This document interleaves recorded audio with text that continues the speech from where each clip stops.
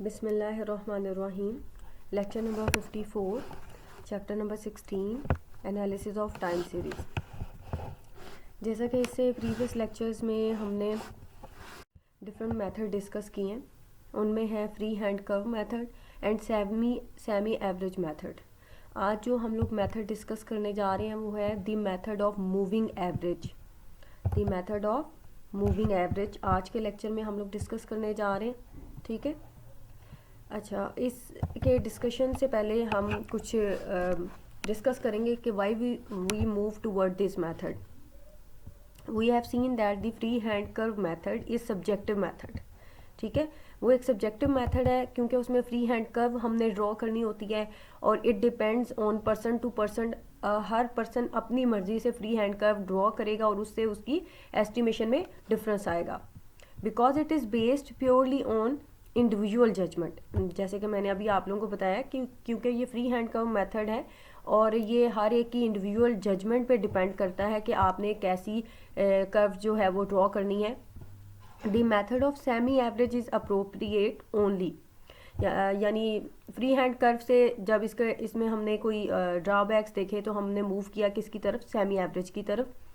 Semi average भी method कब useful रहता है, when the trend is linear. जब ट्रेंड लीनियर होगा तो ये यूज़फुल होता है। Another simple method which can also be used to eliminate seasonal, cyclical and irregular movement is the method of moving average. So here we have another method that is moving average method, जिसको use करते हुए हम लोग seasonal, cyclical and irregular movements के जो effects होते हैं time series data में वो रिमूव कर सकते हैं। In this method we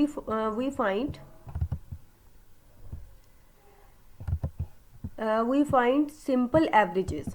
इस मेथड में हम लोग क्या करते हैं, हम लोग सिंपल एवरेजेस फाइंड आउट करते हैं, ठीक है। यानी इस मेथड में हम लोग सिंपल एवरेज फाइंड आउट करते हैं कैसे, successively by taking specific number of values at a time, ठीक है। सक्सेसिवली का मतलब ये है कि कंसेक्टिवली, ठीक है। और ये क्या इसका मीनिंग है ये हम एग्जाम्पल में मैं इसको एक्सप्लेन करूंगी। By taking specific number of values at a time, यानी कुछ number of specific value at a time हम लोग लेते हैं और उसकी एवरेज फाइंड आउट करते हैं। For example if we want to find a 3 year moving average, for example अगर हम 3 year moving average find out करना चाह रहे हैं, we shall find the average of the first 3 value. हम 3 ईयर मूविंग एवरेज में हम लोग कैसे वर्किंग करेंगे, हम लोग डाटा सेट की पहली 3 वैल्यूज़ की हम लोग एवरेज फाइंड आउट करेंगे, ठीक है। Next we drop the first value and include the fourth value. अच्छा, उससे नेक्स्ट हम लोग क्या करेंगे, हम पहली वैल्यू डाटा की ड्रॉप कर देंगे और उसके बाद जैसे हमने पहली 3 यूज़ की थी उसके बाद हम लोग पहली को ड्रॉप कर देंगे और फोर्थ वन को इंक्लूड कर देंगे। यानी एट अ टाइम आपने 3 वैल्यूज़ ही लेनी है। नेक्स्ट एवरेज के लिए आप लोग क्या करेंगे, फर्स्ट को रिमूव कर देंगे, फोर्थ को इंक्लूड कर देंगे and obtain the average of these value. और इसी तरह से उन 3 वैल्यूज़ की आप एवरेज फाइंड आउट करोगे। अच्छा, उसके बाद the process will be continue till at the values in the series are exhausted. यानी इसी तरह से हम लोग मूव करते जाएंगे। पहले हमने फर्स्ट छोड़ी वैल्यू और फोर्थ को इंक्लूड किया, फिर हम लोग क्या करेंगे, सेकंड को स्किप कर देंगे और फिफ्थ को इंक्लूड कर देंगे और इसी तरह से आगे मूव करते जाएंगे अनटिल आपकी डाटा की सारी वैल्यूज जो है लास्ट 3 पे हम लोग चले जाएंगे। The averages so obtained are placed in the middle of the group for which the average is calculated. अच्छा, हमने एक पहली 3 वैल्यूज की एवरेज फाइंड आउट की। अच्छा, उसका जो आंसर आएगा हम उन तीनों वैल्यूज के मिडल में उसको प्लेस करेंगे, ठीक है। इसी तरह से हम लोगों ने जब नेक्स्ट 3 की तरफ मूव किया तो उसका जो आंसर आएगा उसकी हम 3 के ग्रुप की मिडल में उसको प्लेस करते जाएंगे। When we find the moving average taking an even numbers of values. अच्छा, जब आपके पास इवन नंबर्स ऑफ वैल्यूज होंगी और उसकी आप एवरेज फाइंड आउट करेंगे, लाइक अभी आप लोगों ने 3 year moving average find out की तो 3 years is an odd number और इसका सेंटर में एक ही वैल्यूज आती है।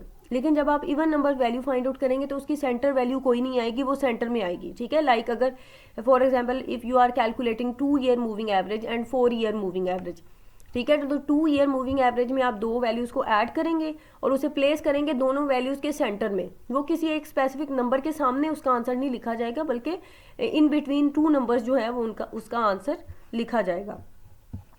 Like the middle of the group will lie between 2 years, ठीक है, वही जो मैंने अभी एक्सप्लेन किया।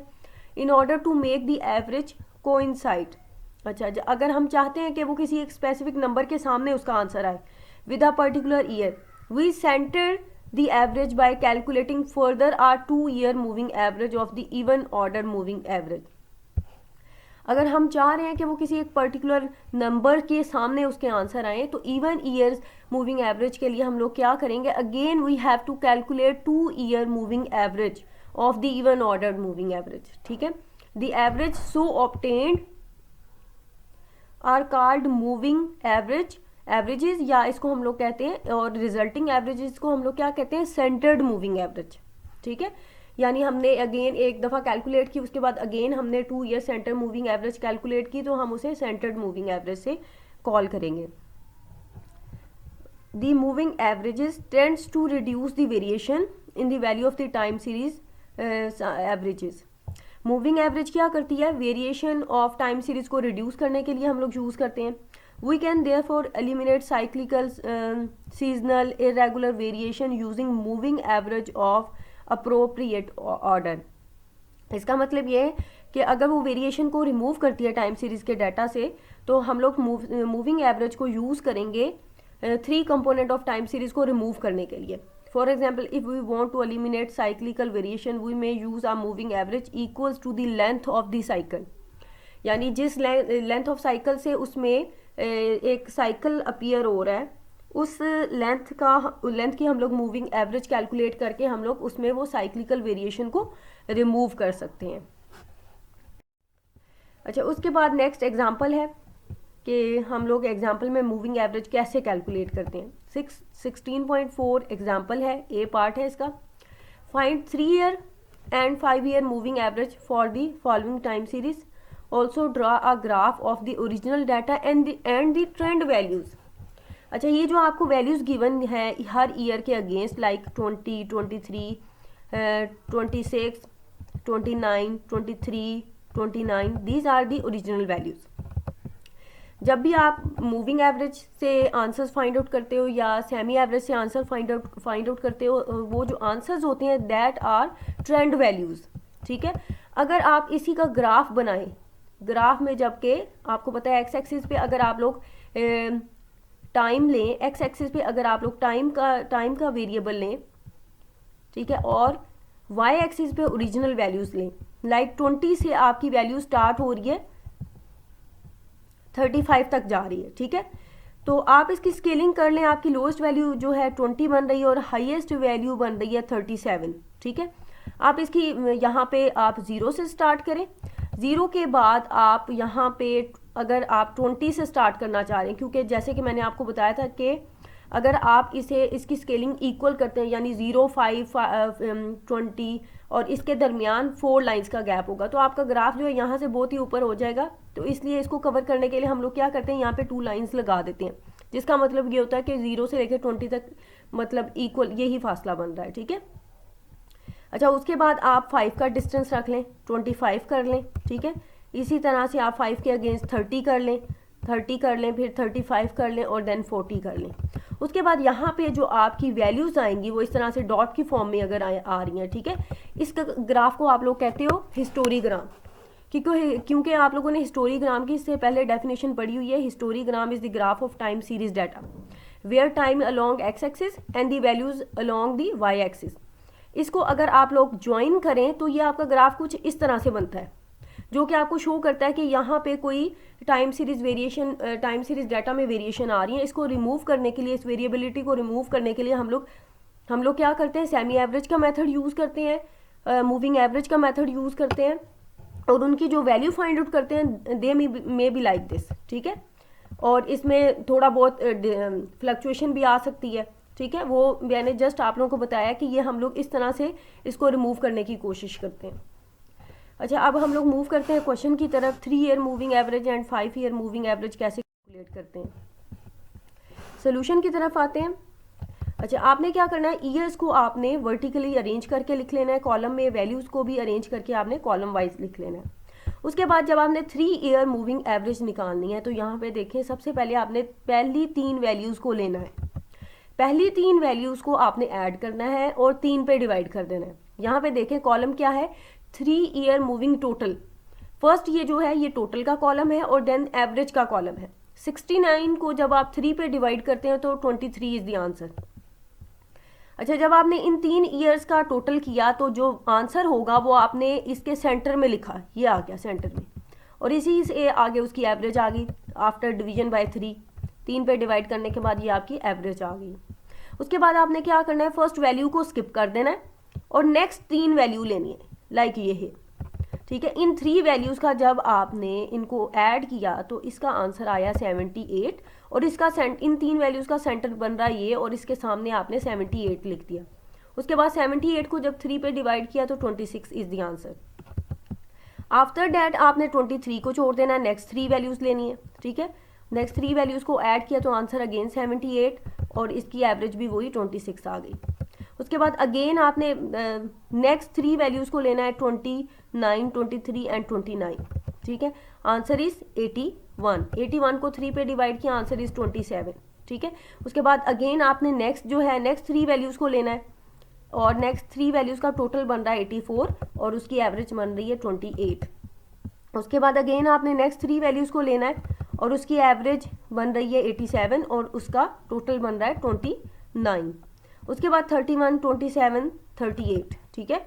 इनका आपका एवरेज का आंसर आ रहा है 96 और उसका टोटल आ रहा है 32। 27, 38 एंड 34, ठीक है। इसका आंसर आ रहा है 99 और इसकी एवरेज आ रही है 33। उसके बाद अगेन आपने नेक्स्ट 3 वैल्यूज़ और उनका टोटल आ रहा है 105 और उसकी एवरेज आ रही है 35, एंड देन इसी तरह से last total is 102 and it's answer is 34। अच्छा जी, ये आपके पास ये जो सारी वैल्यूज़ आ गई हैं ये वाली, ये आपके पास आ गई हैं 3 year moving average. These are the final answer. No doubt इसमें जो है 1-2 वैल्यूज जो है वो आपके स्किप हो जाती हैं क्योंकि हम 3 ईयर मूविंग एवरेज निकाल रहे हैं। इसी तरह से नेक्स्ट क्वेश्चन है आपका 5 ईयर मूविंग टोटल। 5 ईयर में आपने एट अ टाइम कितनी वैल्यूज़ लेनी है, 5 वैल्यूज़। इसीलिए 5 वैल्यूज़ का जब आप ग्रुप बनाएंगे तो आप देखें आपका जो 5 ईयर की का सेंटर आ रहा है वो है तीसरी वैल्यू, ठीक है। तो आपने 5 ईयर का ग्रुप लेना है और 5 ईयर की पहली 5 वैल्यूज़ को ऐड करना है तो 1 to 1 इज़ द आंसर, और इसको आपने डिवाइड करना है एवरेज के लिए 5 पे, क्योंकि आप 5 जो ईयर्स की वैल्यू जो है उसे टोटल करें तो उसकी एवरेज आफ्टर डिवाइडिंग बाय 5 जो आपका आंसर आ रहा है 24.5, ठीक है। उसके बाद आपने पहली वैल्यू छोड़ देनी है, नेक्स्ट 5 वैल्यूज ऐड करनी है तो आपके पास 130 आंसर आ रहा है। इसको अगेन आपने 5 पे डिवाइड कर देना, और ये क्योंकि आपके ऑड ईयर्स मूवमेंट है, मूविंग एवरेज है, तो इसका सेंटर आपका इजीली लोकेट हो रहा है, यानी हर आंसर जो आ रहा है आपका किसी एक स्पेसिफिक वैल्यू के सामने आ रहा है। लाइक ये आपकी जो लाइंस जो है बिल्कुल वैल्यूज़ के अगेंस्ट आ रही है।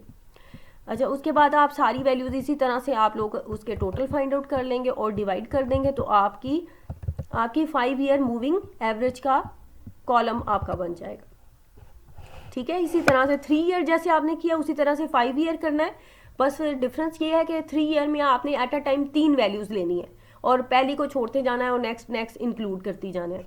इसी तरह से 5 ईयर में भी आपने 5 ईयर्स की वैल्यू लेनी है, फर्स्ट को छोड़ते जाएंगे और नेक्स्ट को लेते जाएंगे। उसके बाद जी इसका पार्ट था कि आपने ग्राफ भी इसका बनाना है, ठीक है। यहाँ पे देखें आपके यहाँ पे वैल्यूज़ आ रही हैं, आपकी टाइम आ रहा है और यहाँ पे आपकी ओरिजिनल वैल्यूज़ आ रही हैं, ठीक है।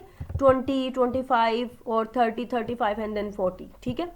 अच्छा जी, यहाँ पे देखें ये जो कनेक्टेड लाइन है ये वाली कनेक्टेड लाइन, ये वाली, ठीक है, कनेक्टेड जिसमें ज़रा भी डैश नहीं शो हो रही, ये वाली लाइन, ये आपकी ओरिजिनल डाटा वैल्यूज़ है और ये आपकी ये शो कर रही है इस तरह की फ्लक्चुएशन। अच्छा, उसके बाद हमने 3 year moving average and 5 year moving average भी यहीं पे प्लॉट की है। ये जो इस तरह की ज़्यादा कनेक्टेड और बीच में दो 3 डॉट्स आ रहे हैं, ये 5 ईयर मूविंग एवरेज की वैल्यूज़ को शो कर रही है। और जो इस तरह की बिल्कुल डॉटेड डॉटेड वैल्यूज़ हैं, ये आपकी 3 ईयर मूविंग को शो कर रही है। इसका मतलब ये है कि ये वाली जो वैल्यूज़ है, ये वाली जो लाइन है, ये वाली, ठीक है, ये वाली लाइन जो है ये आपकी 3 ईयर मूविंग है, और ये वाली जो लाइन है ये आपकी 5 ईयर मूविंग है।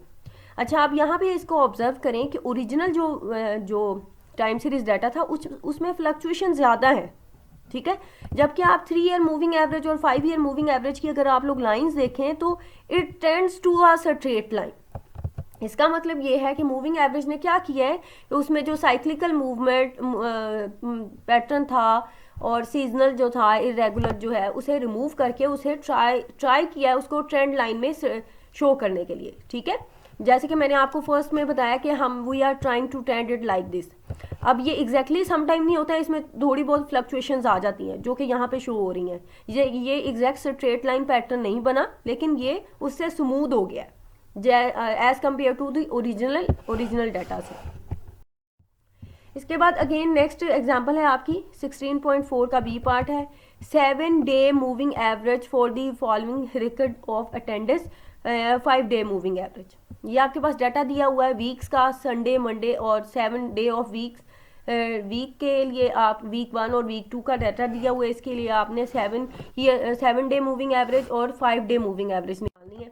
इसको आपने सोल्यूशन में उसी तरह से आपने इसको अरेंज करना है, वीक 1 को, वीक 2 को, इसमें डेज को अरेंज किया है, अटेंडेंस जो थी उसे हमने अरेंज किया है। 7 डे मूविंग एवरेज के लिए आपने क्या करना है, 7 डेज को लेना है, ठीक है, 7 डेज को लेंगे। ये आपके पास आ गया 7 डेज, और इसका सेंटर क्या बन रहा है ये, ठीक है। आपने इन 7 डेज को टोटल किया और यहाँ पे ये टोटल आ गया इसको आपने 7 पे डिवाइड किया, तो ये आपकी 7 डे मूविंग एवरेज आ गई। फिर आप क्या करेंगे, फर्स्ट वन को छोड़ देंगे, नेक्स्ट जो है नेक्स्ट 7 लेंगे, ठीक है, और उसका सेंटर जो बन रहा है वो ये बन रहा है टोटल का, और उसको 7 पे डिवाइड करके ये आपकी 7 डे मूविंग एवरेज आ गई। सिमिलरली नेक्स्ट 7 करते जाएंगे, उसके बाद लास्ट 7 पे आपकी ये वैल्यूज़ बन रही हैं, और ये आपकी सारी की सारी 7 डे मूविंग एवरेज की वैल्यूज़ है। इसी तरह से 5 डे मूविंग टोटल जो है उसी तरह से निकालेंगे। आपने क्या करना है, एट अ टाइम 5 वैल्यूज़ लेनी है, ठीक है, 7 की बजाय आपने 5 वैल्यूज़ लेनी है। अब 5 वैल्यूज़ का जो सेंटर बन रहा है वो ये बन रहा है, ठीक है, ये आपकी इसके अगेंस्ट इसकी वैल्यू आ जाएगी, और उसको आप 5 पे डिवाइड कर देंगे, तो ये 7 डे मूविंग एवरेज आपका आंसर आ गया। बाकी प्रोसेस इसका सेम है, नेक्स्ट 5 लेते जाएंगे और उसे 5 पे डिवाइड करते जाएंगे, तो ये आपकी सारी की सारी 5 डे मूविंग एवरेज की वैल्यूज़ आ गई हैं। इसके बाद बेटा आप लोगों का होमवर्क है, ये आप लोगों ने एक्सरसाइज के ये क्वेश्चन स्टार्ट करने हैं, ये मूविंग एवरेज के क्वेश्चन है, और इसकी प्रैक्टिस करनी है आपने।